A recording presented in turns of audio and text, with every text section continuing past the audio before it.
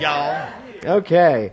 So, this song, I just loved it. Barbara sent it to me, and I just loved it right away. And the metaphysical imagery of this is just so perfect. It's so absolutely perfect. Why are you laughing, Reverend Jay? The metaphysical imagery? She sent it to you 4 years ago. She did send it to me 4 years ago. And this is when I've responded to it. And the good news there is, those of you who are still waiting for an email back from last week, Send it to me. yes, really. Was it 4 years ago? Wow. See, you know what? We evolve, don't we? And the right soon comes along at the right time. So there's only divine right, perfect action. Amen. Perfect picnic song. Perfect picnic song, yes. So let me go to the lyrics before we go any further with this conversation. Well, the moon is broken and the sky is cracked. Come on up to the house. Meaning, the world appears flawed to me, to you, to most of the human species. The world appears somewhat flawed, right, at times. And yet, if we're willing to come on up to the house, step up to a higher consciousness, then perhaps we would see it all with different eyes. That's what that whole thing means. Well, the moon is broken and the sky is cracked. You know what? Come on up to the house. So we begin, however, I want you to get this, because, we've been accused. Science of Mind has been accused as being a religion that kind of is a head in the sand type religion. It's all good, it's all God. Everything's perfect, everything's perfect. Well, you know what? That's not really what we teach. That's the spiritual truth behind everything. But that doesn't give us permission to look at our lives and pretend everything's perfect when we keep creating the same stuff over and over again that isn't perhaps perfect. Is there anyone here today who has anything in their life that perhaps isn't exactly perfect? And maybe not exactly what you want, even if it's really good, but there might be something just a little bit better. We talked about this in class with Reverend Nancy. In class this week, everybody was talking about what it is they would like, what would they like to change in their world. And Reverend Nancy said, may I tell them what you said? Reverend Nancy said that she wanted a bigger expression of herself. I don't know too many people who live as big as Reverend Nancy, but it was fascinating to me to be able to point to her and say, this is someone who we all see living a big life, who knows that she still has a lid on it. It's time to break open those lids, to take the ceiling down, because every ceiling you take down becomes the floor you stand on. And now you're ready to move again. So that's what this is all about. We have to begin by looking honestly at where we are, really seeing where we are. Now, here's why you can do that. You and I can do that, why I am not afraid to look at what's going on in my world. Even when things go on in my world that I'm not happy with. I'm not afraid to look at it because I know who's looking at it. I'm not the person looking at it is not the condition itself. I am not my conditions. I am something much, much bigger than my conditions. So we begin by seeing it. Notice that the moon is cracked. Notice that, what's that other lyric? And the sky is cracked. Oh, sorry, the moon is broken and the sky is cracked. Notice it. But come on up to the house. That's the big part. We have to end by stepping up into a consciousness of truth. Come on up to the house. The only thing that you can see is all the lack. Come on up to the house. All the lack. Have you ever gotten caught up in something, and in getting caught up in that something, it's all you can see? You know those moments? If you have some issue going on right now, it's probably the only thing you think is occupying your conscious mind. You get caught up in this thing, and all you can see is the lack. All you can see is the illness. All you can see is the relationship. All you can see is the ... fill in the blank. And yet, come on up to the house. There is always something in you that is more than the all that you see. You are not your conditions. And this I can say 1,000 times today. You are not your conditions. You are the power that created the conditions. And that's where we get into trouble. Because now I'm telling you, you are responsible for creating your conditions. And if I've had one conversation, I've had 1,000,000 conversations with people arguing with me that they are not responsible for what's going on in their life at this particular moment. I get it, and this is what I hear. I completely understand, and I completely am on board with the idea that I create my experience. I totally believe that, 100%, except I'm not here. Not in this instance. I could have never created this. Because this was her fault, or his fault, or as Jay said, all of our mother's faults, or our father's faults, or whoever it was that raised us or didn't raise us. And you see, it just doesn't work that way, does it? You are the power that created the condition. But more importantly, you are the power that can transcend the condition. And it's as simple as this song that Barbara sent me apparently 4 years ago. Come on up to the house. Are you willing to come on up to the house? Are you willing, in the face of whatever is staring you right there in the mind, to come on up to the house, to take a higher approach to everything? All your crying don't do you no good. Come on up to the house. Come down from the cross. We could use the wood. Come on up to the house. So the title of my talk today is Get Off the Cross. My son said I should have called it Get Off the Friggin' Cross. But I told him I would not do that, which I apparently just did. So, get off the friggin' cross. That really is what I'm here to talk about today. Get off the cross. And you know what? You all know who you are. Every single one of you know how big your cross is.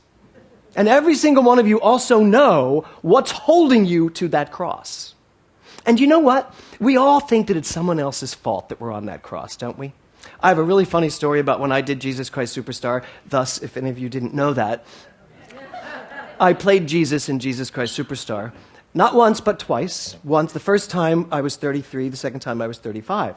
The second time I did it, it was this very huge production in Chicago, and it won all these awards, and I was on this metal cross, and I would get attached to the cross, and then the cross would raise and then go over the audience, and I would be hanging, but comfortably intact on the cross, with very little on, just a tiny little piece of cloth, which was really exciting.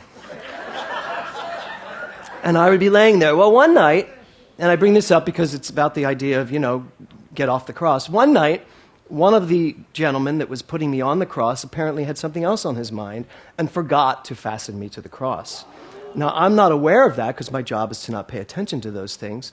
And all of a sudden, the cross went up, and I went, vroom, this arm fell out, and I splattered onto the floor. Now, most historians know Jesus didn't fall off the cross. So clearly, this was not a great replication of the crucifixion. And when you hear 2,000 people all scream simultaneously, you know that their experience is not one of joy. And although it was the crucifixion, so they should not have been enjoying that moment. So, the apostles had to come running up and grab me, and the whole time they're like, you okay, you okay, I'm okay? And I'm not supposed to be talking. And so they put me back on the cross, and the cross goes up, and it's fine. I spent a lot of time, and I also ripped the meniscus in my right knee because of that. So I was out of the show the next weekend, and then I had my meniscus repaired, and everything's fine. But I can tell you, how long do you think I spent blaming that particular guard, that particular Roman guard, for dropping me? A long time. I always thought it was his fault that I fell off the cross. But you know what? It was my cross. And it was my cross to fall off of. And if I fell off the cross, there was something in my consciousness that caused me to fall off the cross. So, here's my riddle for you today.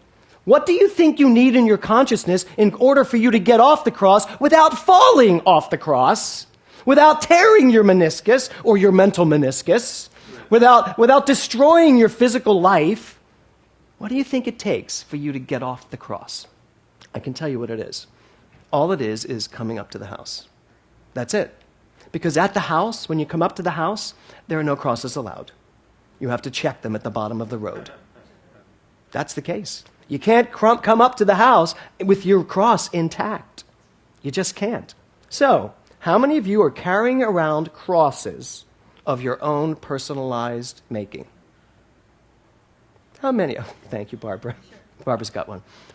Yeah, thank you, two of you. Now, the hands are going up slowly. It's okay. You don't have to tell me. I already know you do. So, and I'm not talking about huge, enormous crosses with big crowds. Most of these are closet crosses. How many of you are still in the closet with your crosses? Yeah, and how many of those crosses are in hiding, and so much so that they're just a natural part of you, and that's just the way you live. You just live on the cross. I sound like Jerry Seinfeld all of a sudden. You just live on the cross, right? So, this is Forgiveness Month. And every time you refuse to forgive, you are pounding another nail into your personal cross of persecution. Every time you refuse to forgive someone or something, just pound in another nail because you're stuck that much more. That's how it works. I loved Jay's talk today. I really did, because there's nothing like sarcasm.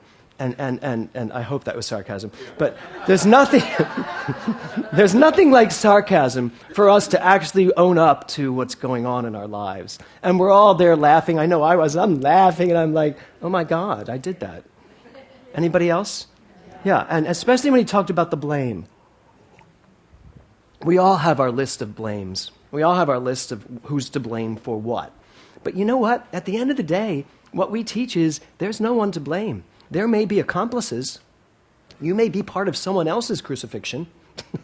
Now it's just like the two of you there in your crosses. That's fine, but you're still part of it. So, Ernest Holmes wrote a book called Living the Science of Mind. He also wrote a little quip that he said, we have too much theory and too little practice. I want you to think about that for a minute, and you'll get it. Too much theory, too little practice. So in Living in the Science of Mind, he wrote a book called The Living the Science of Mind, not dabbling in the science of mind. How many of you are reading Dabbling the Science of Mind? I think some of you are living Dabbling the Science of Mind. I think some of us all are dabbling in the science of mind. Visiting the science of mind. Yes, that's it, right? But he didn't write Dabbling the Science of Mind. He wrote Living the Science of Mind. So I would like to suggest today that this congregation, this group of people, and everyone else who, oh, it's the three of you now, that's right, to everyone out there, everyone who watches this. That's great, I love that. I love that no matter where I turn, there's my close-up. This so works for me. And I don't have a bad side, so it's really fine. So I just got totally caught up in that surround sound. That was good. Okay, so back to the living the science of mind. So I would like to suggest to all of us that we no longer dabble and we really start living. No more dabbling. Let's start living. Living the Science of Mind. Ernest Holmes wrote, nothing is more important than we learn how to forgive both ourselves and others. Nothing is more important than we learn how to forgive both ourselves and others. And forgiveness work is very intense work. You have to be willing to do it. Because I can tell you, and I mean this from a very loving, compassionate place, there are things in all of us that we don't even know we're holding on to. There is work to be done to really figure out, where am I not forgiving? Where am I holding on to resentment? Where am I holding on to blame? And do you know where most of that work has to be done? With ourselves. It's hard to get to a certain age and not have regrets, or not have mistakes that we've made that we're still holding on to, thinking we should have done it differently. And you know what? As it says, we say all the time here, Reverend Sharon said it's shoulding all over ourselves. There's no should. We did what we did with what we had to do at that time, and now we're here. The only real crime would be to not know where you are now. Spending all this time back there really does me no good. I mean, it's good in one sense that I at least see it, but you know what? I know it. I've seen it. How many of you have seen it over and over again? It really is time to stop dabbling and start living this truth. And if living this truth means that right where I am, God is, then that has to mean something to me. It can't just be words. It has to really, absolutely mean something to me. Forgiveness is 100% essential to living out loud. You cannot live out loud if you are not living in pure 100% forgiveness. Every transgression we hold on to holds a part of our authentic self back. Do you realize that? Every time you withhold your forgiveness, you are holding back some part of yourself. You're not doing anything to anybody else. You are not, this whole idea of revenge and this whole idea of getting back at someone and not withholding your forgiveness. That'll teach them. They don't care. Most likely, if they did something to you that needs forgiveness, they could care less if you forgive them. Really, that's just the unvarnished truth. So forgiveness is for me to just let go of. Because if I don't, I'm holding a part of myself back. And I don't know about you, but I'm done holding any of me back. I want to let all of me out. I can come out of the closet every day if I just keep my mind focused on it. Because there's some part of me that is still waiting for me to just say, come on, let me out. There's an authentic, talented, creative, successful, passionate part of me that is still waiting to be let out. And I'm willing to do it. The only way you can see what the wood, I love this line, come down from the cross, we could use the wood. Well, the only way you can see what the wood is made of is to first get off of it and then examine it. So if you have a cross that you're carrying, I'm not suggesting that you pretend it's not there or that you just get off it. I am saying let's do that twofold process. Get off the cross and then put it right here and say, who are you? What are you? Einstein said the unexamined life isn't worth living. The unexamined life isn't worth living. And then Josh Ravitch, who wrote The Light Bulb, he wrote this to me in an email just recently. He said, the unlived life isn't worth examining. And I loved that. I don't ever want to be thought of as someone who didn't live his life. And you know what? When you see, I don't want to say that. Do I? Maybe.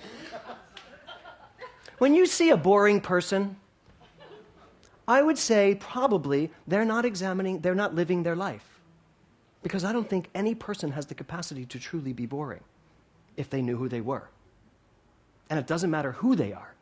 There's just something innately passionate in all of us that when we tap into it, we are living life at such a bigger capacity. The unexamined life isn't worth living, but the unlived life isn't worth examining.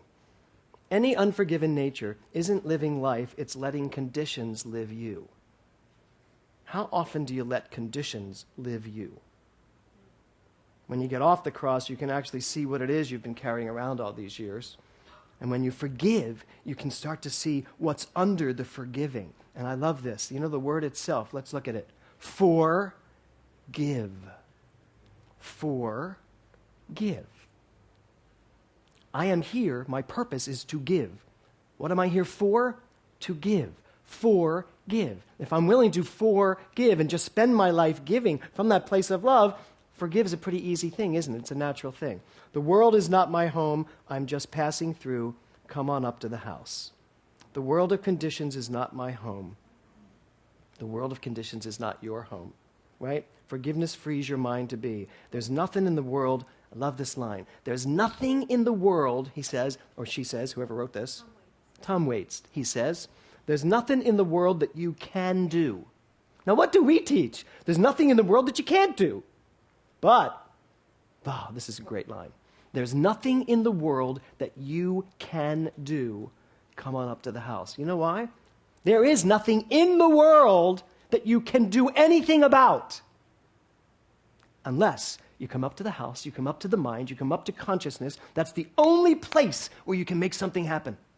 You can't go out into the world. Oh, Sonny Tabor just told me something before service. Was it an Abraham Hicks quote? This idea of being a surfer, surfers on the ocean, paddling so hard to make their own waves underneath, paddling under the surfboard to make their own waves, when there's just this glorious, magnificent wave right there ready to ride. I think we spend an awful lot of time struggling to make things happen in our life, to make things happen out here. I have to make this happen. How can I market this? How can I sell this? How can I do this? When there is this amazing wave right here. That Spirit is saying, you know what? Come on up to my house. Come over to my wave. Let me ride you in. And by the way, when I ride you in, I'm going to take you out again. And then we're going to ride in again. And just get used to that ride, because this is what it's all about. Every time you think you've arrived, I'm about to take you back to the starting gate. That's the journey. That's the journey. You can do nothing to change the conditions of the world, but you can do everything to change the conditions of your mind. Forgiveness is a catalyst for change. Ernest Holmes wrote this. And I want you to intend right now, make a decision right now to hear these words of Dr. Ernest Holmes. Maybe in a way that will land differently. He says, in the eternal now, there can be no place for divine anger, unforgiveness, or punishment. If we perceive a need for forgiveness, this is a human condition. Human forgiveness is the process that frees us to live in the eternal now. It is the essential step before real spiritual growth can flourish. Let me say that again. Forgiveness, Ernest Holmes says, is the essential step before real spiritual growth can flourish. He says, science of mind teaches us that the ultimate goal of life is complete emancipation from all discord of every nature, and that the goal is sure to be attained by all. What he said was complete emancipation from all discord of every nature. How many of you have that as your goal in life? Okay, one person. Well, two. Okay, three. Three people. Four. Bonnie, you're not sure. Two hands. Five. Okay. So, complete emancipation from all discord of every nature. Here's the thing with that. I don't know that we believe that's possible. We can say, I want that, but I have to believe that's possible. I have to actually believe that I can go through every day with no discord. Now, does that mean I'm not going to be challenged? Absolutely not. Challenge is a good thing. Challenge gives me more to grow into. Challenge is something that if I see from the house, I don't see as some negative thing. And therefore I am emancipated from all discord whatsoever, because there's no such thing as discord. There's just the chordal perfect music of life. And that's what happens when I live up at the house. And forgiveness, as Ernest Holmes says, is the very first step to start taking me to that place where I just start letting go of things. How many of you feel like there's some heaviness you could let go of? Now, I'm not talking about your weight. But that too, right? Whatever it is, there's stuff to let go of. I'm here to tell you we have this whole month ahead of us. And forgiveness is the thing I'm asking us all to pay attention to this month. Drop the weight. Drop the mental weight. Get off the cross. Forgiveness is a clear path to the house. So this month, let's make a decision to live and not just dabble. How about that? How about we make a decision this month to live the science of mind, to live the teaching, and not just dabble in theory? This month, let's make a decision to forgive, and to forgive not just the easy things. I know it's easy to forgive some of the easy things, but how about if we really do forgive everything? Everything. This month, how about if we decide to stay conscious and not let ourselves go unconscious? And when we do go unconscious, as we do sometimes, we catch ourselves and we come back. Okay? Ernest Holmes says, trained thought is far more powerful than untrained thought. To me, that means stay awake, if I'm willing to stay awake. Believe it or not, we dream better when we're awake. Think about that. We dream better when we're awake. The unconscious mind at night brings dreams to us that are so confusing sometimes. Do you ever wake up and you're like, what was that? And then you have to go to some dream analysis person to tell you what you just dreamt. And most of the times they're wrong. So, it's very important for us to start understanding it's more powerful to dream when we're awake. And Henry David Thoreau said this, our truest life is when we are in dreams awake. So this month, start forgiving what needs to be forgiven. Give your blessing to let go of whatever needs to be gone from your life. Whatever it is you need to forgive. And if you're sitting here today, and there may be some of you sitting here today saying, that's a tall order, and he doesn't know what has happened to me. Well, you're right, I don't. And you know what? I don't have to know what's happened to you. What I have to know is who you are. And who you are trumps anything that could have ever happened to you, ever. So, we have the whole month to get out of the way. We have this entire month to get off the cross. Or as my son would say, to get off the friggin' cross. We have this whole month to really do the work. So I'm asking you today, don't just dabble. Live what we talk about every Sunday. Live it And I can guarantee you this. You give me this month to let go of your transgressions, your whatever it is you need to forgive. You give yourself this month, and you see where you're going to be when we come to remember who you are. It's a lot easier to remember who you are when you've let go of who you're not. Namaste.